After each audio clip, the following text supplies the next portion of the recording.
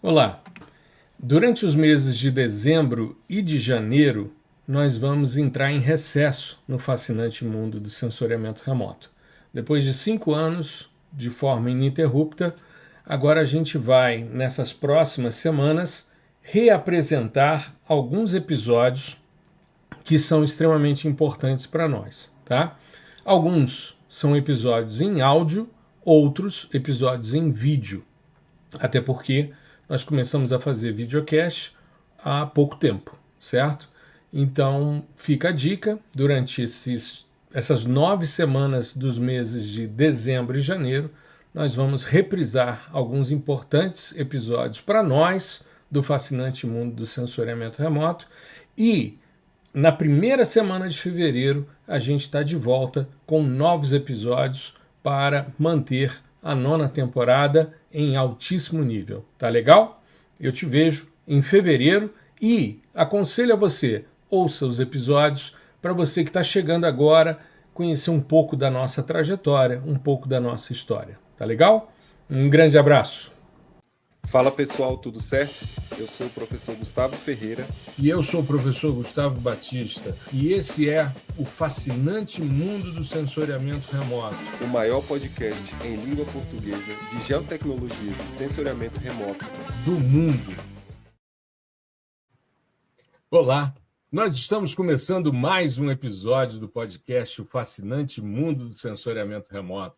E começando uma nova temporada, a temporada 8, com um episódio que é parte 2 do episódio passado, mas com a ilustre presença do professor Christian Cunha com a gente, que a gente avisou na semana passada que ia compor a nossa bancada. Mais uma vez, a gente agradece ao Rubens por ter participado da temporada anterior. Rubens, como a gente falou, está super enrolado com projetos fantásticos de implementação de soluções baseadas na natureza em âmbitos distrital. Então, Rubens, boa sorte aí no seu trabalho, tá? E sempre o podcast está aberto para você.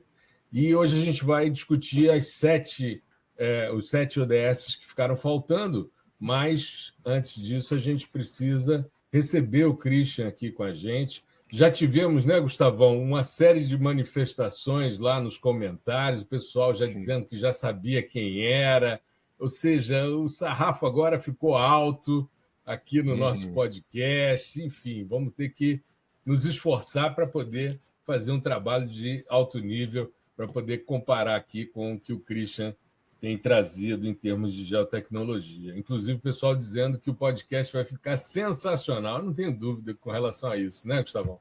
Tudo pois bem, para você ver, o cara quando tem uma legião de fãs, né? Aí você coloca ali uma ou duas características, a galera já mata, já sei quem é. Já mata. Sou fã do cara. Exato. Mas, cara, e não era para dar spoiler, né? Mas pois é. Mas você dá uma pista assim, o pessoal fica a semana inteira matutando e linka aqui, linka ali, foi atrás do nosso Instagram e stories e não sei o que, achou. E usa inteligência artificial generativa, faz aquele prompt generoso. Quem é que vai estar na bancada do fascinante mundo do sensoriamento remoto na temporada 8? Aí tá ele. Né? Muito legal, cara, muito bacana.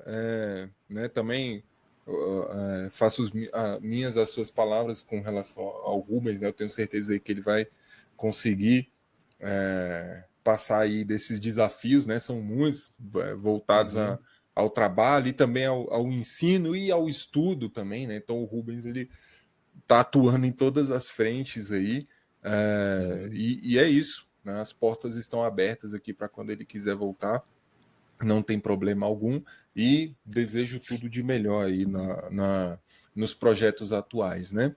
Mas, cara, tô super feliz pela a nova aquisição aí, né, do podcast, que a gente já troca ideia assim há muito tempo. Sim. Então, antes mesmo de estreitar parcerias, antes mesmo de lançar pós e tal, e trabalhar junto, né, nesse tipo de projeto de ensino e divulgação de ciências, mais especificamente de ciência geoespacial. Né? Então, já nos encontramos pessoalmente, inclusive vamos nos encontrar pessoalmente novamente em abril. Né? E, cara, é uma felicidade, né? É alguém também que partilha muito da vivência que eu estou tendo, né, enquanto estudante, né, enquanto divulgador. Então a gente tem mais ou menos ali os mesmos problemas, né, as mesmas dores e tal. Isso é legal. É bom quando você se identifica e pode partilhar soluções e problemas com as outras pessoas, né?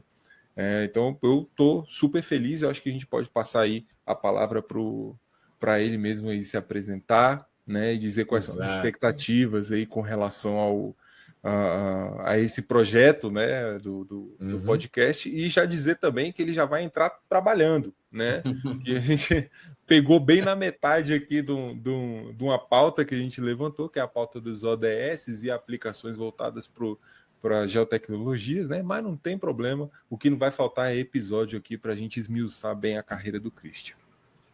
E o próximo, inclusive, vai ser sobre a trajetória dele, né? Ele vai contextualizar. Mas, Christian, seja muito bem-vindo, meu querido. É uma alegria enorme ter você aqui com a gente. A palavra está contigo e vamos nessa. Antes da gente começar a falar de ODS, seria bem legal você se apresentar aí rapidamente para a nossa audiência, para a gente começar mais uma temporada do fascinante mundo do sensoriamento remoto. 271 semanas ininterruptas no ar, né? E para a gente é uma grande alegria estar aqui com você, meu querido. Eu digo mesmo, aproveitando, já agradeço a oportunidade aos professores Gustavos, né? Gustavo Batista, toda a equipe da Geosensor também. Para mim foi um convite extremamente... Enfim, foi uma honra, assim, porque eu, além de ser aluno do professor Gustavo, também aluno do professor Gustavo Ferreira, né, ali na formação PDI-PAI, nós somos amigos enfim, embora exista uma relação professor-aluno, existe uma relação colega de trabalho, né, em função das pós-graduações que nós somos professores, admiração de amigo e tudo mais. Então, é uma grande honra poder fazer parte de um projeto que está aí, né, no top 5 podcasts do mundo aí na área de ciências, e eu sei da importância, vamos falar assim, do que é dito aqui nesse microfone, tem para todo mundo que ouve, né, na área de geociências. Eu digo isso porque eu sou um ouvinte também, agora estou aqui desse lado da bancada, mas até então era um ouvinte assíduo, fazia comentários, às vezes, para o professor, para o Gustavo, gostei muito de tal colocação, disso e aquilo, então realmente fazia questão de ouvir sempre que podia, e é uma grande honra, assim, né, poder trazer também um pouco da vivência que eu tenho na área de geotecnologias, na área de gestão que eu trabalho, fico com as minhas pesquisas, com as consultorias e até com o ensino, né? E para quem não me conhece, meu nome é Christian Cunha, eu sou gestor ambiental de formação, tenho mestrado na área de recursos hídricos, na engenharia civil, e trabalho com geotecnologias, acho que desde 2010, por aí. E depois comecei um doutorado na área de hidrologia, resolvi migrar para a área de sensoriamento remoto, onde eu estou em vias de finalizar o meu doutorado, espero que isso aconteça brevemente, né? E é isso, assim, a gente vai falar mais sobre a trajetória, minha relação com a Ambigel também, né, que a empresa que eu faço parte, que eu sou sócio aí junto com o Marcos Poloana, grandes pessoas, e tem mais coisa aí também que eu vou falando no próximo episódio, que vocês vão me conhecendo mais sobre a minha linha de pesquisa, trabalhos aí com o pessoal de fora do país e outras áreas. Bastante interessante. Tem muita coisa para a gente falar. Né? Mas de pronto, maravilha, gente, muito obrigado. E quem sabia, né, ou quem já desconfiava, né, espero que tenha realizado aí, tenha ficado feliz, né, de ter acertado. E espero que eu possa, não digo substituir o Rubens à altura, porque o Rubens é um grande profissional. Eu ouvi as colocações dele e acho a maneira com que ele se expressa, a maneira com que ele transmite a informação muito bem colocada, uma voz, né, impostada, uma maneira de trazer o conteúdo de uma maneira muito séria. Então eu digo assim, não vim para substituir o Rubens, e sim para colaborar, até porque espero que em breve também ele possa voltar para a bancada e a gente seguir um trabalho fantástico, todo mundo junto. Então até deixo um abraço para o Rubens aí. É isso. Maravilha, maravilha. O Rubens, ele trouxe uma perspectiva muito legal para a gente, né, de uma visão, de uma arquitetura de paisagem. Além de ser um amigo muito querido, ele foi meu co-orientando de doutorado, a gente trabalhou juntos na tese dele, e ele foi o primeiro aluno nosso, antes mesmo de eu lançar o PDI-SL, ele foi à minha sala, meu amigo de longa data. A gente se conheceu quando a gente foi fazer um curso na China, a convite do governo chinês. A gente se conheceu ali, eu não conheci o Rubens, porque ele é do GDF, eu em ambiente acadêmico, e a gente, no ônibus, saindo do aeroporto para ir para o hotel, depois de uma viagem super exaustiva, né? 14 horas até Dubai, mais 9 horas até Xangai, a gente batendo papo no ônibus, cara, já deu uma liga grande ali de conversa, de interesses, e ele falando o que ele tinha feito no mestrado, e eu disse, cara, vamos dar continuidade a isso no doutorado, envolvendo geotecnologias. E era um cara neófito, né? Nunca tinha trabalhado com sensoriamento remoto, e encarou, fez, e foi, à medida em que a gente ia abrindo as formações, ele ia ingressando. E depois que ele terminou, eu falei, Rubens, vamos trazer isso para o podcast, que vai ser uma grande oportunidade. E o podcast continua também, né? Sempre com a perspectiva da gente entrevistar pessoas e tal. É sempre muito legal, é um ambiente democrático, e é hoje o que a gente produz de mais constante de informação, né? Porque as produções, antigamente a gente fazia postagens diárias. Hoje a gente tem uma postagem. Essa semana eu não consegui fazer o post do episódio passado, porque eu me enrolei, eu voltei a dar aula, estou com uma matéria condensada na universidade, enfim. Mas normalmente segunda-feira... Bom, o podcast sempre sai segunda-feira às 5 da manhã, a gente grava na quarta-feira à noite, normalmente. Hoje é quarta-feira, dia 19, vai ao ar depois, durante a semana. E isso tem trazido uma contribuição grande, né, para a gente poder, enfim, discutir essas questões mais amplas e divulgar e popularizar as geotecnologias e o sensoriamento remoto.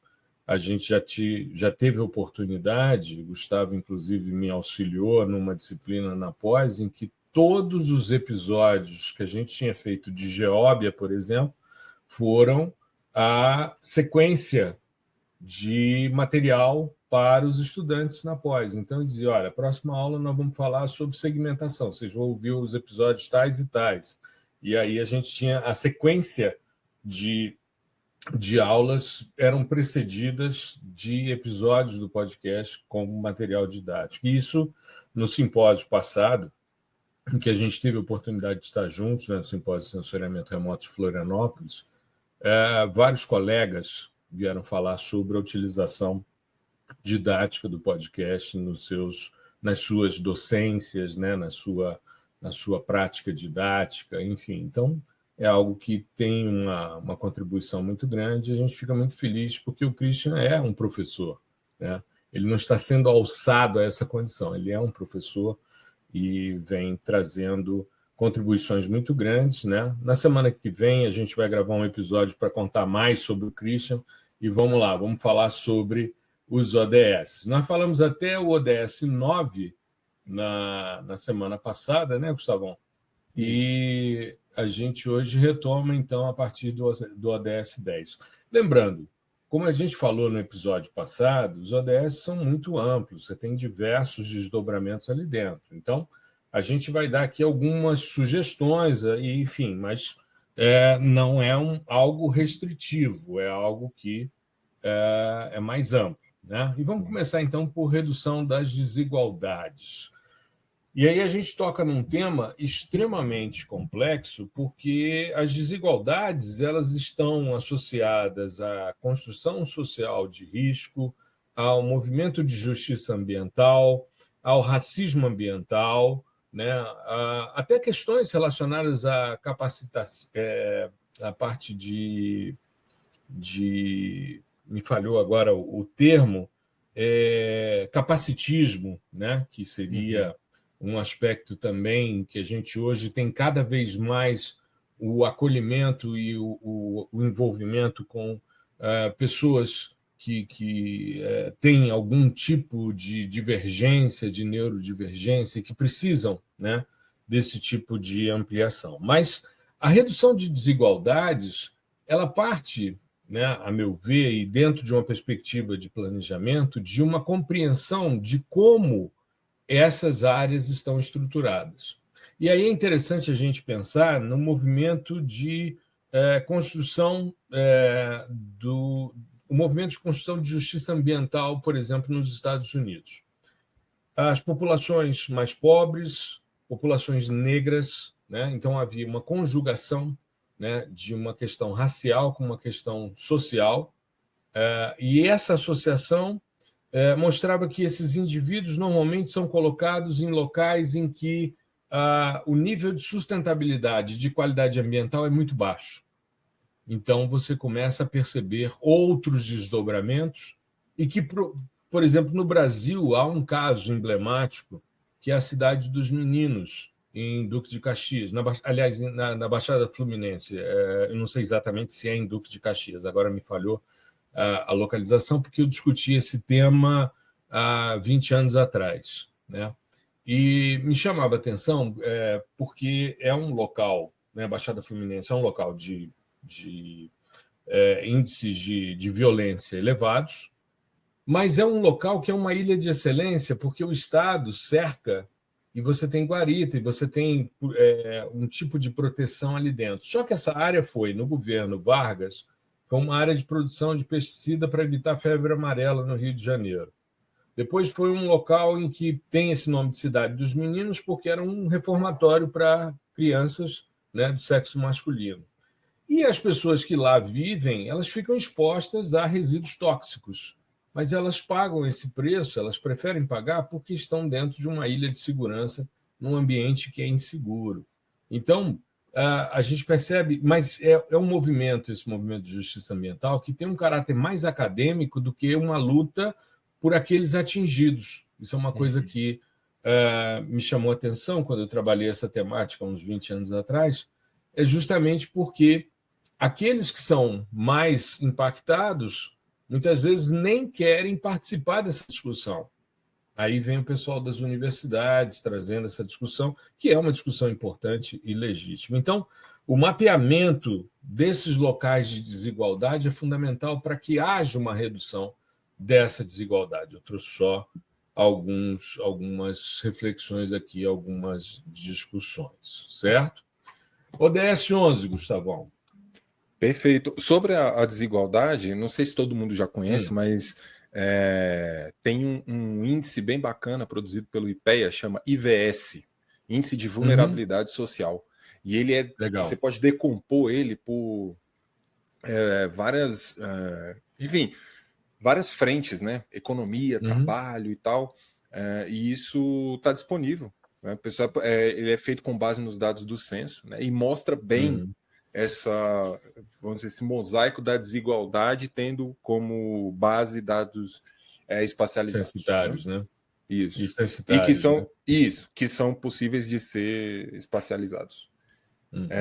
Bom, questão aqui do ODS 11, cidades e comunidades sustentáveis, né? Esse aqui tá tranquilo a gente entender uma aplicação, né? Principalmente aí voltado para essa análise e planejamento urbano, né? Eu lembro de eu estar no mestrado ali, 2016, eu acho, e na UNB numa palestra sobre smart cities, né? Cidades inteligentes. Então, tudo isso entra no bolo. É você utilizar o gel na eficiência, né, na logística. Eu trabalhei também um tempo aqui de especialista em geoprocessamento na autarquia de transporte público aqui do Distrito Federal, e era basicamente um núcleo de geoprocessamento, ainda que formado por poucas pessoas, né, por questões de recurso, mas era um núcleo de geoprocessamento voltado para análise de todas as questões que envolvem o transporte público. Então, era desde a análise de se o determinada pessoa tinha direito a um passe estudantil, por exemplo, né? Porque se ela mora ali a menos de uma determinada distância da escola, aí só alguns casos especiais têm direito, enfim. Então vai desde essa análise até mesmo o planejamento de rota dos ônibus, para ver se eles estão cumprindo essa rota, para ver se realmente faz sentido ter aquela rota ali, se tem uma demanda. Então, tudo isso está dentro desse contexto de cidades e comunidades sustentáveis. Né? A gente está falando de transporte público, a gente está falando de serviços eficientes, né? Que todos eles são eles necessitam do GEL. Para você fazer o planejamento, né, um planejamento urbano bem feito, você precisa de espacializar as coisas, né? A gente fala da questão principalmente do Distrito Federal, né? Muito fácil de Brasília, cidade planejada e tudo. E só para finalizar, esse legado trouxe também uma infraestrutura de dados espaciais muito forte. Você entra, por exemplo, no geoportal do Distrito Federal, você consegue basicamente tudo sobre o DF para nível de planejamento urbano, sabe? Você entende a situação de todas as regiões administrativas aqui, enfim. Então, essa é a contribuição. É nessa questão de análise, né, implementação de sistemas voltados ao planejamento urbano, principalmente. Maravilha. Christian, ODS 12. Vamos lá. A parte de consumo e produção responsáveis, né? Antes até de entrar nessa ODS, só queria dar uns 2 centavos de contribuição do que o professor falou ali, referente ao mapeamento, mapeamento, digamos assim, de equidade, né? De buscar mapear questões sociais. Eu me lembro que quando eu trabalhava coordenando o plano de bacia hidrográfica, uma das análises que a gente sempre verificava dentro dos municípios que contemplavam as bacias hidrográficas era o IDH, né? O Índice de Desenvolvimento Humano.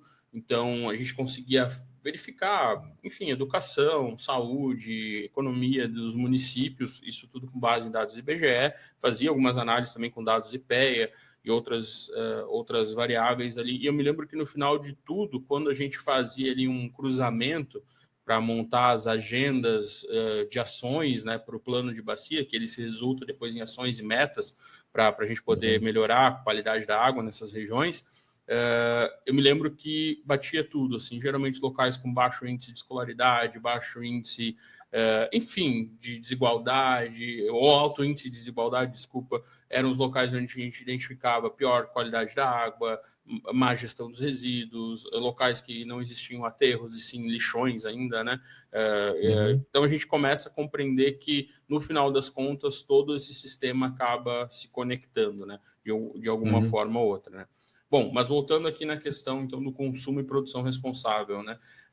A gente pode falar ali dos aspectos relacionados à parte de gestão de resíduos, mapear rotas e coletas, entra um pouco até no que o Gustavo estava falando, da eficiência dessas rotas, né? Porque quando a gente pensa em reduzir o impacto de tudo que está sendo ocasionado hoje, por vezes a gente não leva em consideração isso, né? Que reduzir rotas não é só reduzir trajeto, mas é reduzir todos os insumos que são utilizados durante esse trajeto, né? Agora, como que a gente pensa na questão do consumo se a gente é exposto sempre a consumir mais e de uma maneira cada vez mais que gera resíduo e tudo, né? Então, vincular essas coisas todas é bem complexo, né? Eu me lembro que quando eu estava ainda na iniciação científica, eu trabalhei com questões relacionadas ao Projeto 10, que era o projeto do arroz aqui no Rio Grande do Sul. Na região onde eu moro, aqui, tem muito arroz irrigado, então existe todo um contexto de uma alta demanda de água, e isso gera impactos agregados ao longo das bacias hidrográficas, né? Ou seja, consome muita água, reduz a água disponível para os outros usos e gera todo aquele impacto. Até pegando o gancho da disciplina que o professor está ministrando aí, né? Essa gestão de recursos. E como que isso impacta, né? Bom, a gente reduzia o volume de água nas lavouras, e isso se tornava uma produção mais limpa. Por quê? Porque a gente produzia mais com menos água. Isso estudos, né, que geravam, mostravam. E o meu papel na área de geotecnologias foi, bom, se eu faço isso para uma lavoura, produzo mais e consumo menos água, e se eu fizer para todas as lavouras, qual o impacto disso? Então, a gente identificava com geotecnologias e modelagens hidrológicas que o impacto poderia ser muito positivo ao ponto de alguns locais que estavam sendo construídos reservatórios. Isso foi tema até na minha dissertação, talvez não fosse necessário esses reservatórios. A mudança aqui da produção responsável, o consumo sustentado, né? Nem sustentável, sustentado, mas com base em produzir mais e utilizar menos, a produção mais limpa, ecoeficiente, como a gente pode dizer, ele tinha um viés positivo, né? E aí, voltando para as rotas, gestão de resíduos, eu sempre fico naquela questão. Eu morei em Porto Alegre por um bom tempo, quase 12, 13 anos da minha vida. E toda vez que eu me deslocava, assim, eu passava por aqueles caminhões enormes que transportavam um resíduo de Porto Alegre para outro local. E aí você vê assim, né? Sai da capital, vai para uma outra região, porque todo local que você define que vai ser o seu aterro, né, ou a sua unidade de transbordo, enfim, esse local, em teoria, né, entre aspas, aqui, ele morreu, né, porque você, dependendo de alguma coisa que acontecer, você vai contaminar aquífero, você pode ter N fatores que podem ocasionar aí. Então, veja que não é um processo simples, né? E você gerir isso, pensar em rotas, pensar em regiões, pensar que essa região no futuro ela pode ser ocupada, não pode, qual o impacto no entorno dela, é algo muito complexo. E nesse contexto que eu vejo que a Geotecnologias ela se encaixa, assim, né? Acho que é isso, assim, de uma maneira geral, né? Tentando não fugir tanto da temática, né? Não, perfeito, perfeito. O ODS 13 é algo que é comum aqui a todos nós, aqui, ação contra a mudança global do clima. A ideia é a gente fazer uma avaliação de impactos, né, buscando compreensão não só do que está acontecendo em termos de mudanças climáticas, como também a gente vê as áreas vulneráveis, as áreas mais suscetíveis, as áreas mais resilientes, como implementar algo que possa ampliar a resiliência para esses eventos extremos, que é o novo normal, é o que tem sido cada vez mais comum, né? Aliás, eu estava nessa disciplina de recursos hídricos, eu tenho uns slides antigos em que eu mostro, né? Problemas da estrada, a chuva levou a estrada, isso em 2009. A seca de São Paulo em 2015, aquela história de utilização dos reservatórios, do volume morto. Todo mundo, que negócio é de volume morto, uma água estragada. Não, é só porque está abaixo do nível de bombeamento, né? E você vai fazer essa utilização. A crise hídrica de 2016 no Distrito Federal, que a gente teve racionamento e tal. Aí eu falei, bom, vamos botar 2024. Aí, seca no Amazonas, cheia no Rio Grande do Sul, 3, né? 2023, 2024, seguidas, né? Comentei, inclusive, a angústia que o Christian viveu nessa cheia mais recente, agora de 2024. Enchentes, né, chuvas intensas no Saara, cobertura de neve no Saara, e tudo 2024. Aí você joga a sequência, e aí a gente não pode deixar de citar, e aí eu acho que é o ponto mais importante, que é o que trouxe para mim em termos de confiabilidade em escala global, porque eu era muito questionador dessa escala global, porque os dados que eram usados, por exemplo, nos Estados Unidos, as estações eram extremamente ruins. Você tinha estação em área de exaustor de ar-condicionado, medindo temperatura num lugar que está saindo ar quente constantemente. Agora, quando a gente começa a ver, né, o C3S do Copérnicus, que foi implementado pelo Programa Europeu, né, de previsões meteorológicas de médio prazo, o Centro Europeu de Previsões Meteorológicas de Médio Prazo, que é o ECMWF, aí a gente começou a ter coisas muito interessantes e previsões muito, muito precisas, né? A gente tem o modelo ERA, que é um modelo bastante preciso, que vai mostrando as oscilações, mostra que nos últimos 20 meses nós passamos 19 vezes da marca de 1,5 grau em relação ao período industrial, pré-industrial, e a gente ter uma compreensão das áreas que estão tendo nível de oceano invadindo. Eu tive na Guiné-Bissau ano passado, tive com refugiados climáticos que estão perdendo seus territórios, porque as tabancas, que são esses territórios tradicionais em áreas de manguezais, estão sendo engolidos pelo oceano, pelo aumento do nível do mar. E a gente começar a trabalhar dentro de uma perspectiva de mapear as áreas mais suscetíveis, mais vulneráveis e traçar estratégias de políticas públicas para evitar sérios problemas. Hoje, as enchentes, os alagamentos, as chuvas intensas ocorrem nas principais cidades brasileiras com muita frequência, com uma frequência que antes a gente falava, chuva, por exemplo, a Universidade de Brasília, de 10 em 10 anos alagava, porque ela está numa rampa final, antes de chegar no Lago Paranoá. Então, de 10 em 10 anos, um evento de precipitação atípica né, alagava a universidade. Isso tem sido mais frequente, isso tem diminuído.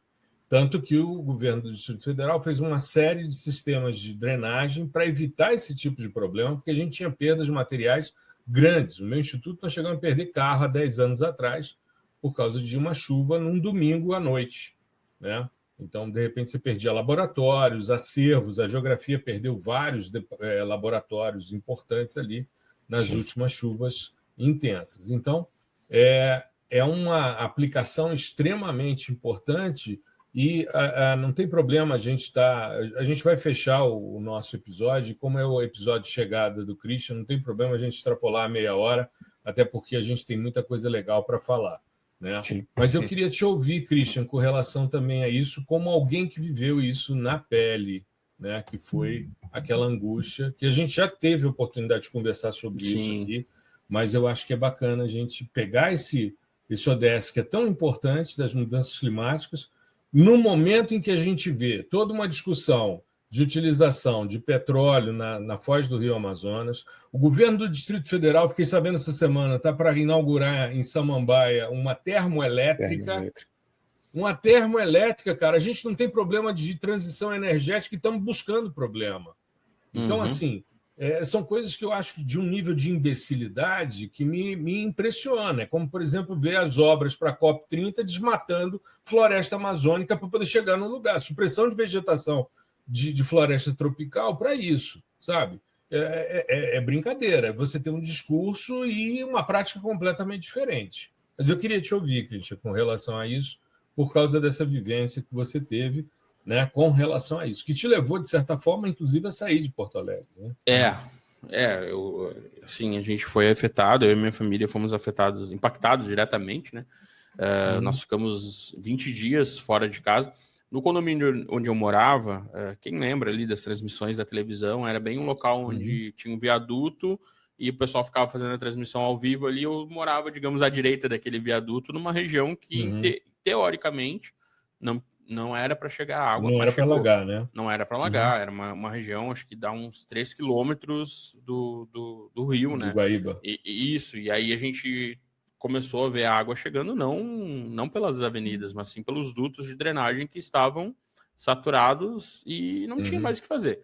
Era a tragédia ali anunciada e foi. Só que o mais, digamos assim, que mais me incomodou ao longo de todo esse processo foi, inclusive, em lançamentos, em eventos que nós fizemos da Ambigel, eu utilizei exemplos de inundações de setembro, de novembro e de abril de 2023. Então, a gente teve eventos no ano de 2023 que foram sinais de que, se ocorresse algo maior, a gente ia ter a tragédia que ocorreu. E aí depois você vê problemas com gestão pública, de anúncios do Departamento de Água e Esgoto de Porto Alegre dizendo que precisava reformar a casa de bomba, precisava melhorar o sistema de drenagem das comportas e nada foi feito, e a gente vê todo o processo. Então, assim, além de todas as questões de mudanças climáticas, a gente começa a enfrentar os desastres naturais, né? Eu me lembro de uma aula que eu tive com o professor Masato Kobayama, que ele falava que o desastre ele só existe quando o ser humano está envolvido, né? Porque senão ele está ocorrendo num local ali que é para ocorrer naturalmente, né? E realmente, quando se encontra um deslizamento de terra, quando se encontra uma inundação com aspectos antrópicos, a gente tem o desastre, porque aí nós somos afetados. E realmente isso, professor, é notável que o impacto ele não é só naquele momento. Porque cada chuva que ocorreu depois da inundação de abril e maio de 24, cada chuva, o sistema ainda estava saturado. Se chover hoje em Porto Alegre, a gente vê ali naquela região do 4º Distrito, região do Centro, Zona Norte, ele vai alagar de novo. Claro que não com a inundação, com a proporção que foi anterior, mas vai acontecer de novo. Então, assim, uma coisa, falou de modelos, né?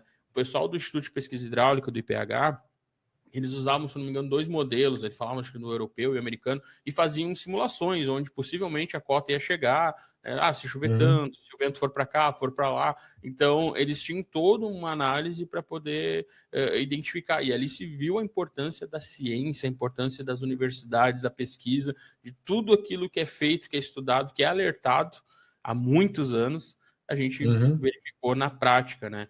Então, assim, foi triste, foi algo realmente muito impactante.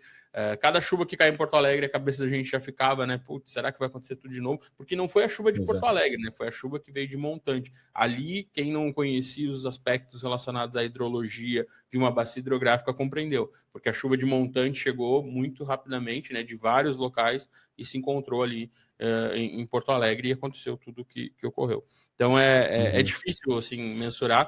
E uma coisa, falando de modelo, né? Modelagem, a gente tem modelos baseados em séries históricas onde esses eventos não ocorriam com a recorrência que eles têm hoje. Então, acho que esse é o grande desafio de quem trabalha com modelagem. É como... Porque uma coisa é você prever algo em cima da sua série histórica lá de 30 anos, 20 anos, você consegue. Mas em 20, 30 anos não ocorria o que está ocorrendo hoje. A gente está... O exemplo de Brasília, o exemplo de Porto Alegre, da Bahia. Vocês lembram que teve também um evento, acho que foi em 2019.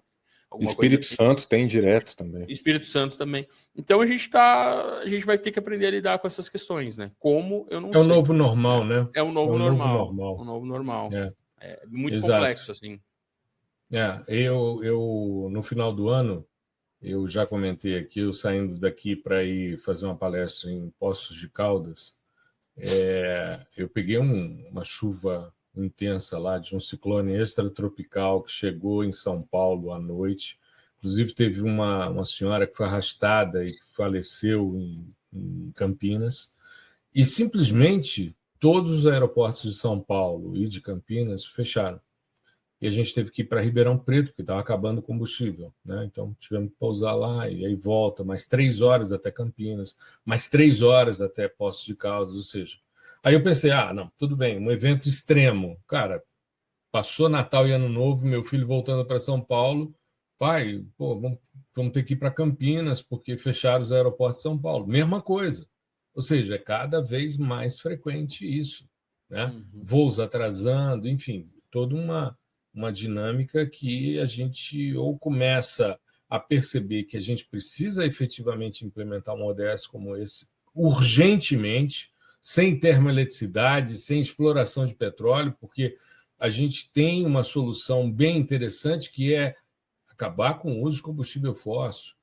Isso daí, desde a COP28, a gente vem batendo nesse martelo, né? Foi uma das proposições, a primeira vez que a COP fala sobre isso foi na COP28. A 29 foi uma tristeza, né? Começa por o presidente falando que o petróleo foi uma bênção de Deus para eles, né? E aí você vem para Belém, os caras desmatando, supressão de vegetação para construir a área o transporte para chegar na COP, complicado. Então tem que ajustar melhor o discurso à prática, né? Para que a gente tenha algo mais eficiente. Gustavão, vida na água, ODS 14. Bom, eu só consigo lembrar, assim, lembrar não, né? Mas a primeira coisa que me veio à cabeça em termos de aplicação, e está assim no top 3 trabalhos que as pessoas mais me pedem no direct. Eu vou listar os 3 agora. O artigo do SFDVI, né, que tem toda uma história por trás dele, né? O trabalho do CO2 Flux e o trabalho da sua orientanda mapeando o branqueamento de corais com imagem de satélite. É mesmo? Top da Thaís?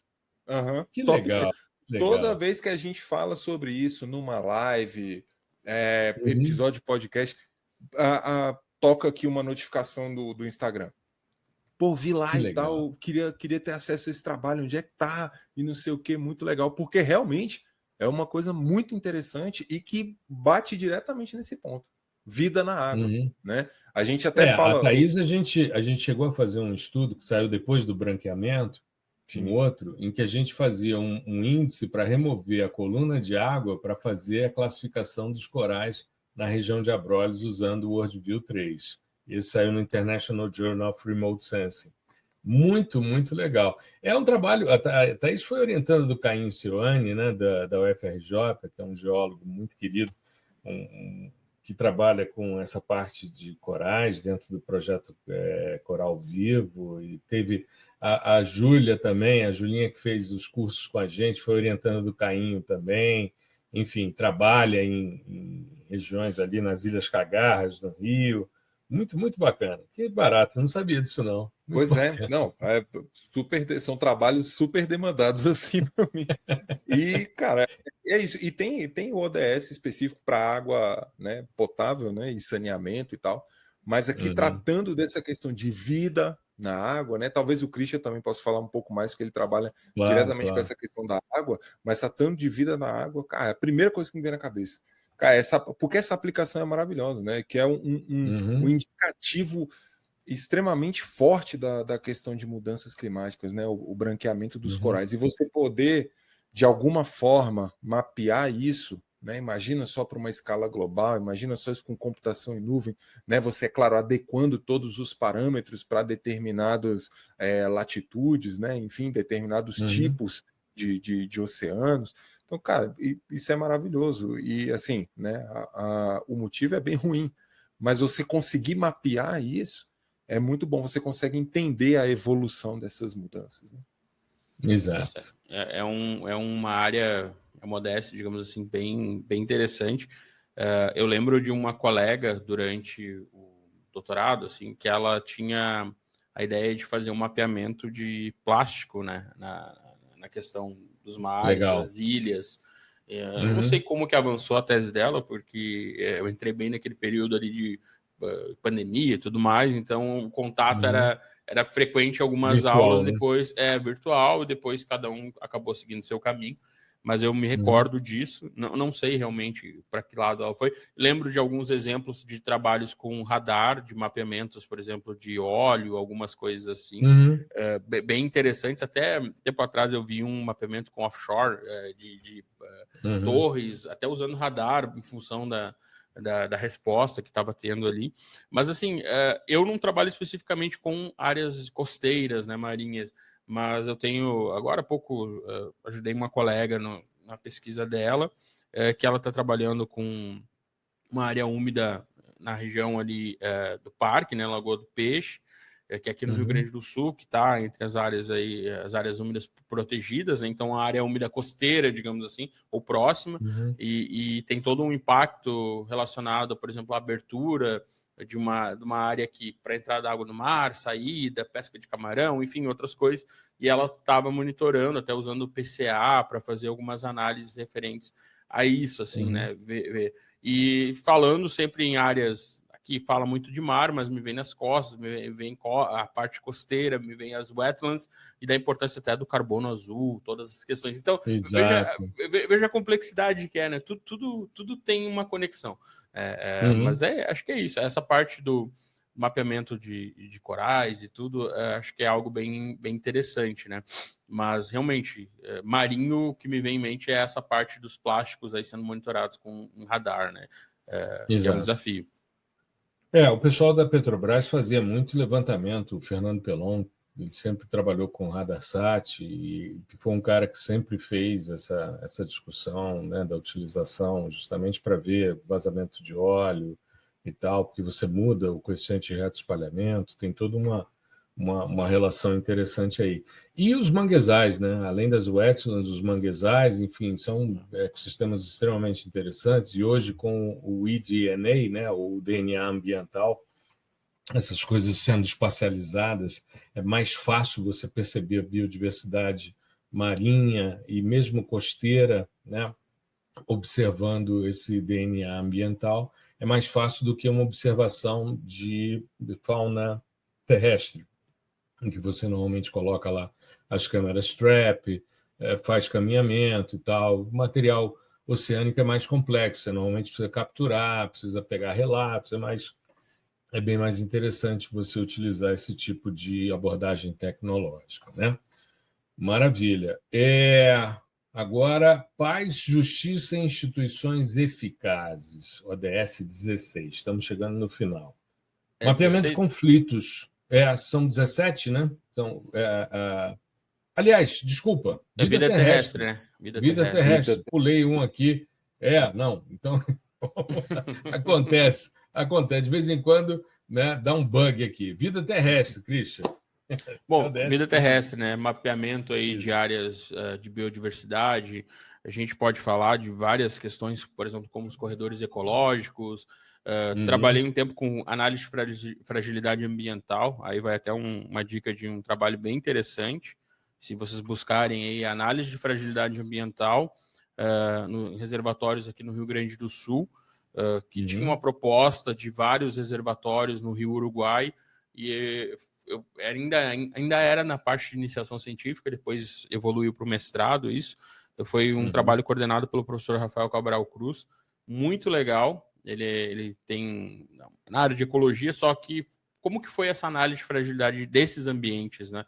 Que envolve essa questão da biodiversidade. Ele considerava um meio antrópico, socioeconômico, antrópico, socioeconômico, a parte da biodiversidade como um todo, fauna e flora, e a questão do meio físico. Então, o cruzamento dessas variáveis indicavam regiões frágeis. As fragilidades eram feitas por meios e depois se cruzavam essas informações. Que geralmente o modelo de fragilidade ambiental ele foca muito na declividade em questões meio físico, né? Então, quando a gente pensa assim, em mapeamento de áreas para preservação da biodiversidade, né, vem várias coisas, né? E hoje uma coisa muito legal que a gente pode fazer de uma maneira muito prática é estabelecer os corredores ecológicos, por exemplo, dentro do Google Earth Engine, né? Você consegue fazer ali um NDVI, alguns outros índices de vegetação, aplicar um limiar, lembrando até da nossa aula lá, Gustavo, né, por meio do histograma, e você consegue segmentar a vegetação e consegue ver as áreas conectadas, né, estabelecer esses corredores e tudo. Então, enfim, pensando em hotspots também, regiões, né, a gente fala de várias coisas dentro dessa parte de mapeamento da preservação da vida da Terra, né? Zonas de borda, a importância disso, dos fragmentos. Eu acho que a grande questão quando a gente pensa, às vezes, em desmatamento, não é só a área que está sendo desmatada, né? Mas é todo o habitat que você está tirando de determinadas espécies que precisam, por vezes, de corredores para se locomover, para se alimentar, para se reproduzir. Espécies que são adaptadas às bordas e essas bordas ficam, às vezes, cada vez menores. Espécies que são adaptadas a parte mais central assim, desse fragmento, né, de floresta. Então, essa questão da preservação da vida da terra acaba sendo bem relevante nesses pontos, né? Enfim, fiquei à vontade também para contribuir, né? Não, maravilha. Tem um aspecto que eu acho que é extremamente importante também, que a gente tem falado muito aqui, que são os ativos de biodiversidade, né? O mapeamento da biodiversidade, os estoques de carbono na vegetação, né? Os datasets de biomassa acima do solo, carbono orgânico no solo, a presença, as áreas intactas, né? Os biomas intactos, enfim, os trends de desmatamento. Nós fizemos um estudo agora recente usando o Prophet, né, do Facebook, que o Gustavo conduziu, para a gente ver o trend de desmatamento numa área que a gente investigou o ano passado no Acre, e a partir da aplicação dos insumos, como é que isso fica, enfim, então tem toda uma discussão de séries temporais importante. Com relação a esse ODS 16, né, que é o penúltimo aqui, paz, justiça e instituições eficazes, a gente está falando de mapeamento de conflitos, instabilidade política, né, conflitos armados, conflitos civis, e me recordo, não só quando a gente avalia a história do sensoriamento remoto, que a gente pega, por exemplo, durante o período de Guerra Fria, o projeto Corona, que era um projeto americano para conhecer as instalações militares soviéticas. A gente tinha os registros das utilizações do U-2, né, um avião de espionagem, para ver os mísseis soviéticos em Cuba, que gerou todo o embargo, né, na época do presidente Kennedy, o embargo americano a Cuba.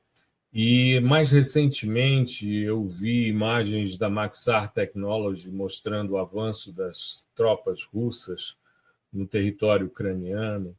Vi também um mapeamento feito por um satélite chinês de luz noturna do impacto da ocupação e da destruição de Israel na faixa de Gaza, e a percepção, porque Você mapear áreas urbanas, ainda mais em conflito, é algo extremamente complexo, principalmente quando essa área passou por um processo de destruição.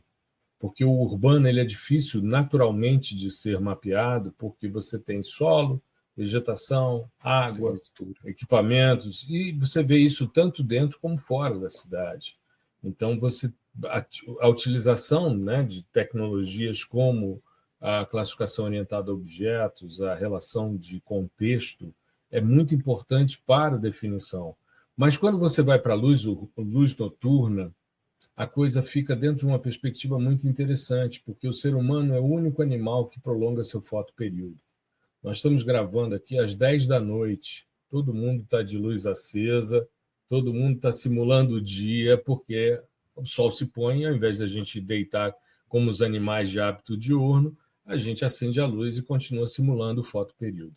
Então, mapear uma cidade por meio de luz noturna é muito interessante, porque uma casa é uma unidade de luz e um prédio são várias unidades de luz superpostas. Então, o adensamento, a verticalização e coordenando isso com temperatura de superfície, cara, fica fantástico o processo. E é importante você ver não só os impactos, como você também mapear para evitar os conflitos. A desocupação de áreas invadidas, enfim, tem todo um contexto nesse sentido, né? Que eu acho que vale a pena e vocês fiquem à vontade caso queiram contribuir. Se não, a gente vai para o ODS 17, parcerias e meio de implementação, e aí eu acho que todos nós temos muito a contribuir por causa da disponibilidade de dados, enfim. Sim. Mas, Gustavão, fica à vontade.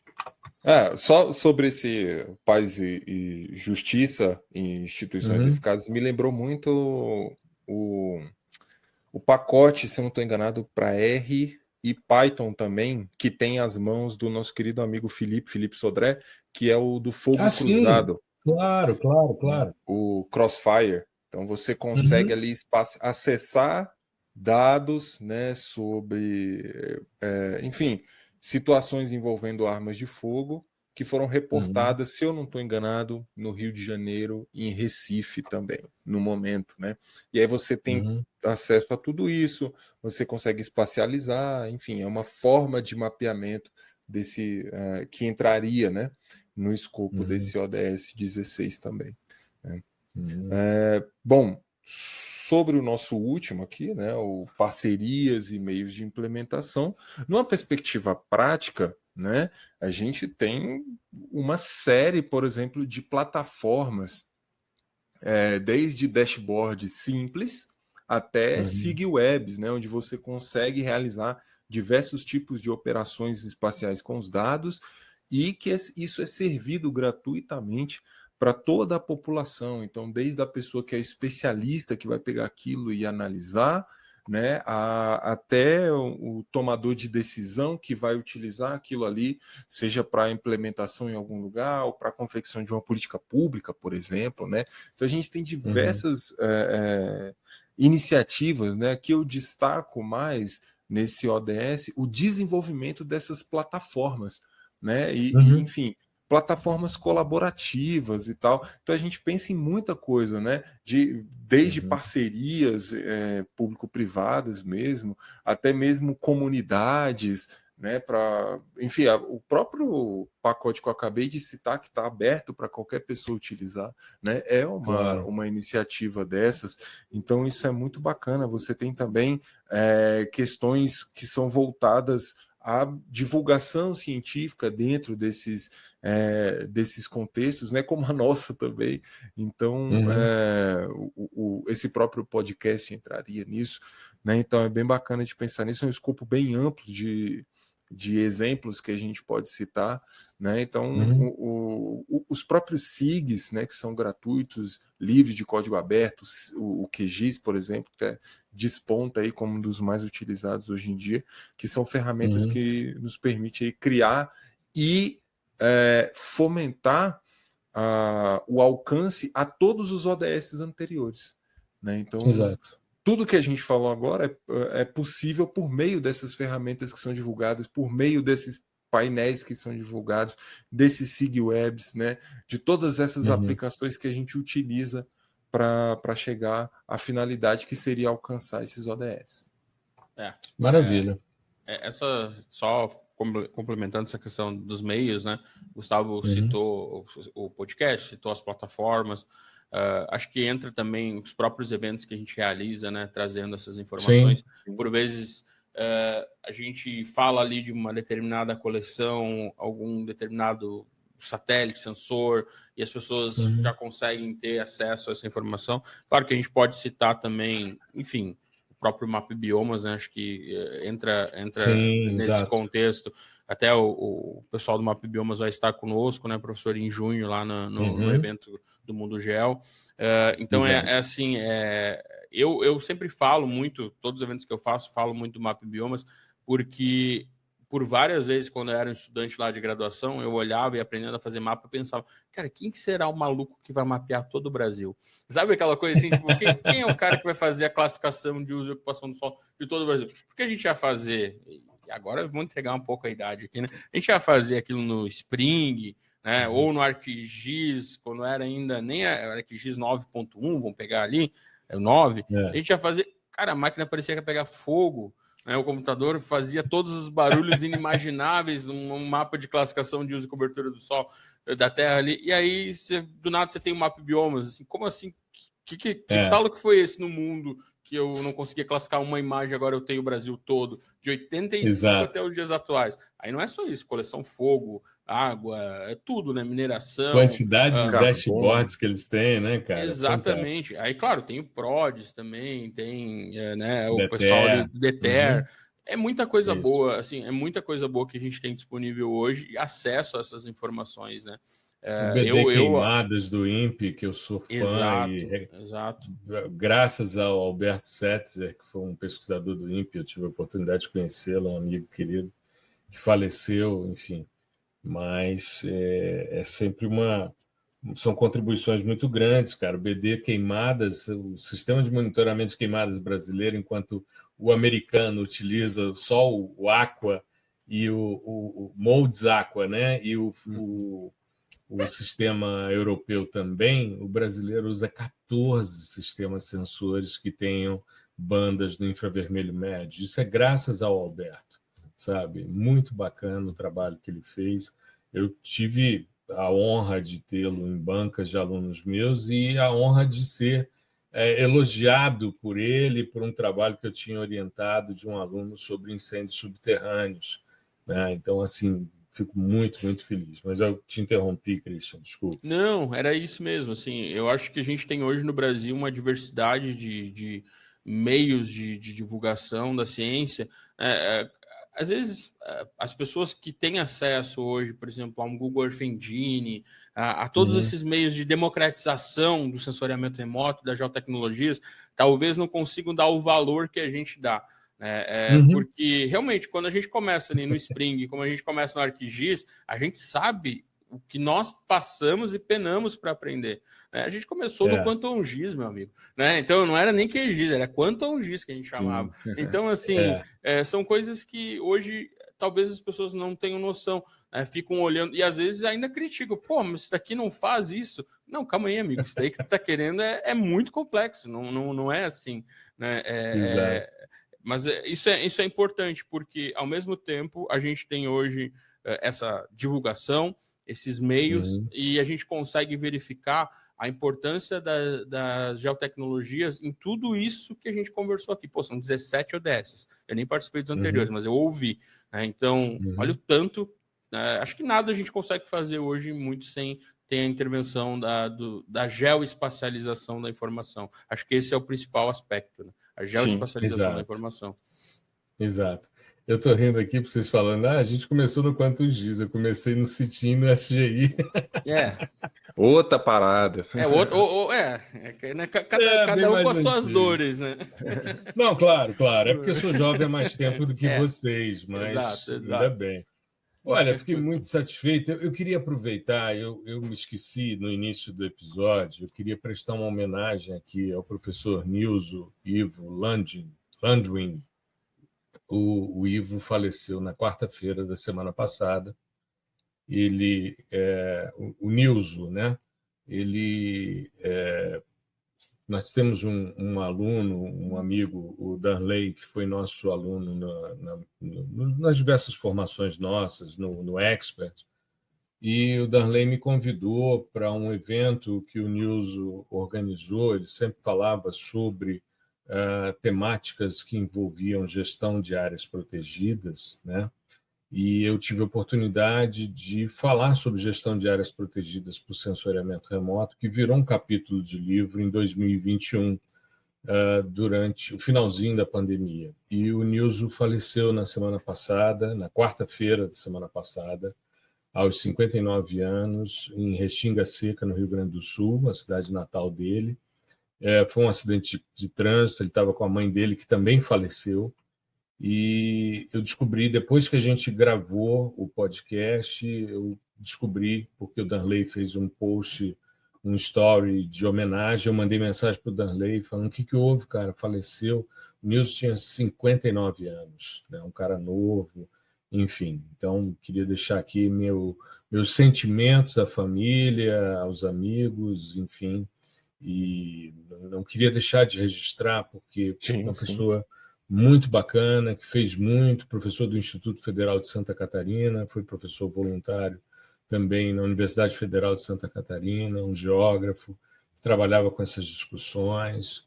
O Darley trabalhou com ele muito tempo e estava bastante abalado, claro, né, com a perda de um amigo, enfim. Então fica aqui o nosso abraço, nosso registro aqui, nossa homenagem a ele, ao professor Nilson, né, que onde esteja sendo acolhido aí pelos benfeitores, pelos amigos espirituais, enfim, né? Então fica nosso abraço aí, nossa solidariedade à família e aos amigos. Bom, moçada, é isso. Extrapolamos aqui a nossa 1 hora, mas o primeiro episódio de temporada, professor Christian, novidade na área, enfim. Exato. A gente fica muito feliz. Agora, Gustavão, você viu que o negócio realmente, o sarrafo foi lá para cima, né?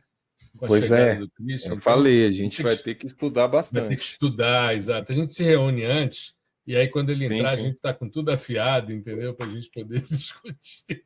Eu vou consultar meus livros aqui, eu vou deixar tudo aberto na minha frente. Exato. Quem ouve pensa que é verdade, né? Quem ouve, quem está ouvindo, assim, imagina, meu Deus, né? Olha só. Aí botam a responsabilidade lá em cima.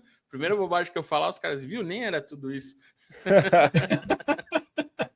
Ainda bem que a gente está entre amigos, e o bom é que o podcast a gente faz como a gente acha que deve fazer. O grande barato é esse. Mas eu fico muito feliz, Cristian, que seja essa parceria nossa já tem muito tempo, está se